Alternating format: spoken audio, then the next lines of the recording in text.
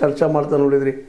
Aravalli actually ಅದನ್ನು ಕಾಡನ್ನು ಖುಲ್ಲಾ ಮಾಡುವಂಥದ್ದು, ಅರಾವಳಿ ಎಷ್ಟು ಮಹತ್ವದ್ದು ಅನ್ನುವಂಥದ್ದು ಚರ್ಚೆ ಆಯಿತು. ಇವನು ಸುಪ್ರೀಂ ಕೋರ್ಟ್ ಸಹಿತ ಒಪ್ಪಿಕೊಂಡು ನಂತರದಲ್ಲಿ ಅದು ತಡೆ ಮಾಡಿದ್ದಕ್ಕೆ ಸುಪ್ರೀಂ ಕೋರ್ಟ್ ಸಹಿತ ಒಪ್ಪಿಸಿಬಿಟ್ಟಿದ್ರು ಅದನ್ನು. ಅಲ್ರಿ, ಅಲ್ಲಿ ನೂರಾರು ಸಾವಿರಾರು ಗುಡ್ಡುಗಳಿದ್ದಾವೆ, ಬೆಟ್ಟಗಳಿದ್ದಾವೆ.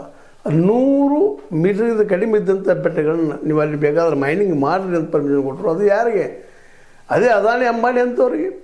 ಅವೆಲ್ಲ ಕಾಡು ಹೋದ್ರೆ ಪರಿಸ್ಥಿತಿ ಏನಾದೀತು ಒಮ್ಮೆಲೆ ವಿಚಾರ ಮಾಡಿದ್ರ, ತಜ್ಞರಾದ ವಿಚಾರ ಮಾಡಿದ್ರ ಅನ್ನುವಂಥ ಮಾತಿಲ್ಲ. ಸ್ವತಂತ್ರವಾದ ಮೀಡಿಯಾಗೆ ಬೇಕಾಗಿರುವುದು ಸ್ವತಂತ್ರ ಧ್ವನಿ. ಆ ಸ್ವತಂತ್ರ ಧ್ವನಿ ಉಳಿಸಲು ನೀವು ಮಾಡಬೇಕಾದದ್ದು ಇಷ್ಟೇ. ಅದೇನಪ್ಪಾ ಅಂತಂತಂದ್ರೆ ನಿಮ್ಮ ಕೈಲಾದಷ್ಟು ಸಹಾಯ ಈ ಚಾನಲ್ಗೆ ಮಾಡಿ ಹಾಗೂ ನಿಮ್ಮ ಧ್ವನಿಯನ್ನು ಕಾಪಾಡಿಕೊಳ್ಳಿ. ಯಾಕೆ ಮಾತನ್ನು ಹೇಳ್ತಾ ಇದ್ದೀನಪ್ಪ ಅಂತಂದ್ರೆ, ಒಂದು ರೀತಿಯಿಂದ ಇವೆಲ್ಲನೂ ಇವತ್ತು ಏನು ನಡೀತಾ ಇದ್ದಾವ ಈ ಘಟನೆಗಳು, ಮೋದಿಯವರು ತೆಗೆದುಕೊಳ್ಳುವಂಥ ನಿರ್ಧಾರಗಳು ಕೇವಲ ಕಾರ್ಪೊರೇಟ್ ಪರ ಇದ್ದಂಥದ್ದು.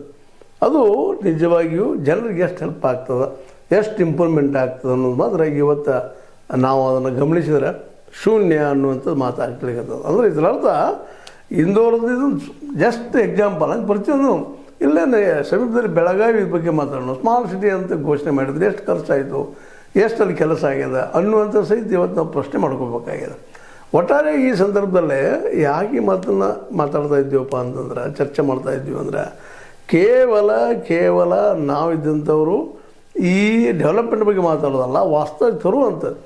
ಇದೆಲ್ಲ ಯಾಕೆ ಆಗಲಿಲ್ಲ ಅನ್ನೋದಕ್ಕೆ ವಿಶೇಷವಾಗಿ